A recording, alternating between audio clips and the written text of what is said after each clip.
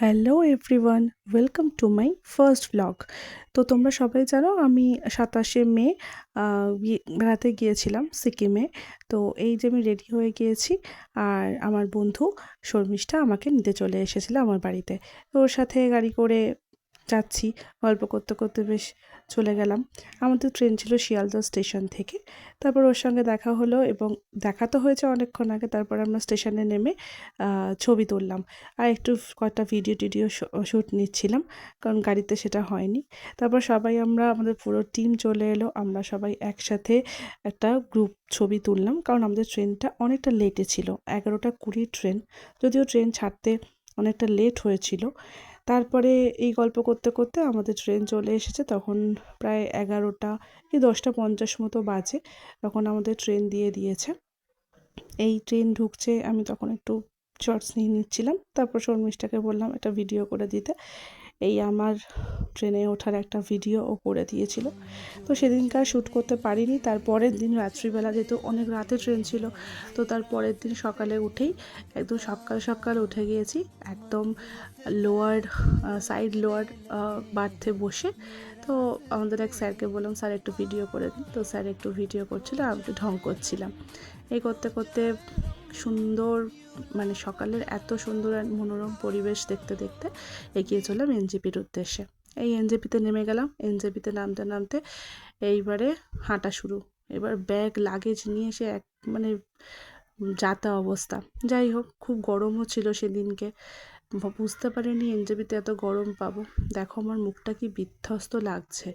যাই হোক, সব নিয়ে লাগেজ টাগেজ সব গুছিয়ে নিয়ে আমরা এগিয়ে চললাম। এই দেখো চলে এলো পাহাড়। তারপরে গাড়িতে উঠে করতে করতে আমরা পাহাড়ের দিকে, মানে পাহাড়টাকে দেখতে পেলাম যখন, তখন তো আমার যত কষ্ট যত কিছু ছিল আমি সবই ভুলে গেলাম। আর কলকাতার কথা তো পুরোটাই ভুলে গেছিলাম। তখন পাহাড় দেখে পুরো মন মানে কি বলবো, জুড়িয়ে গেছে। তারপরে এই তিস্তা নদী দেখতে দেখতে দেখতে দেখতে আমরা এগিয়ে গেলাম আমাদের হোটেলের দিকে। তো হোটেলে গিয়ে অতটা ফটোশ্যুট করতে পারিনি। তারপরে ফ্রেশ ট্রেশ হয়ে বিকেলবেলা একটু কাছাকাছি হাঁটতে যাব না কোথায় যাব কিচ্ছু ঠিক ছিল না। এই যে আমাদের ফার্স্ট ডে হোটেল, যেখানে আমরা ফার্স্ট উঠেছিলাম, এই আমাদের সব ম্যাডাম স্যারেরা সব গল্প করছে যে কোথায় যাব। তো ফাইনালি কোথায় যাব বুঝতে না পেরে আমরা ওখানেই হাঁটছিলাম। খুব অফবিট এরিয়াটা ছিল। হাঁটতে হাঁটতে ডিসিশন নেওয়া হচ্ছিল যে কোথায় যাওয়া হবে, এমজি মার্কেট যাব নাকি আমরা হোটেলে বসে গল্প করব। তারপরে সব ভাবনা চিন্তা করার পর ভাবলাম যে না, যখন কেউ অত টায়ার্ড নই তাহলে আমরা মার্কেটে ঘুরেই আসি, একটু ঘোরাও হবে। এই যে ম্যাম আমাকে এসে পিছন ঘুরে বলছে যে আমাকে সব ছবিগুলো দিও কিন্তু। যাই হোক, তারপরে আমরা সব গেলাম। তো মার্কেট টার্কেট ঘুরে বড্ড খিদেও পেয়ে গেছিলো, ডিনারের টাইম হয়ে গেছিলো। আমরা সবাই মিলে মাটন বিরিয়ানি আর্সালান থেকে প্যাক করে তারপরে হোটেলে ফিরে এলাম। সেই এসে আর্সেনালের ছবি আর তোলা হয়নি। যাই হোক, তারপরে হোটেলে এসে আমি দেখছি যে এত সুন্দর ভিউটা বাইরে থেকে লাগছে।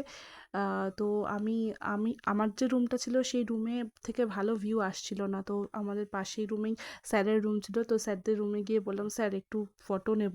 তো স্যার বললো, হ্যাঁ অবভিয়াসলি নিন। তো স্যারের ব্যালকনি থেকে বেশ ভিডিওগুলো নিচ্ছিলাম। অসাধারণ, মানে অসাধারণ দেখতে লাগছিল। ছবিতে বা ভিডিওতে কতটা বোঝাতে পারছি বা তোমরা বুঝতে পারছো জানি না, মানে নিজের চোখে না দেখলে সত্যি, মানে আমি তো ডিসক্রাইব আর কতভাবে করব আমি জানি না। অসাধারণ অসাধারণ, মানে এর কোনো তুলনা হবে না, এই দৃশ্যের কোনো তুলনা হবে না। তো মানে মোটামুটি ভীষণ আনন্দেই আমরা কাটিয়েছি। আর সেদিনকে যেন মানে রাত্রিবেলা আমি ব্যালকানিতে মনে হচ্ছিল সারা রাত ধরে আমি দেখেই যাই, মনই যেন ভরছে না, সে এত ভালো লাগছে। যাই হোক, তারপরে সবাই মিলে একসাথে বসে হই হই করতে করতে ডিনার করলাম। তখন আমার ভিডিও করার কথা আর খেয়ালই ছিল না, গল্পে এতটাই মশগুল ছিলাম। ওকে, চলো আবার দেখা হবে নেক্সট ব্লগে। Till then bye and take care.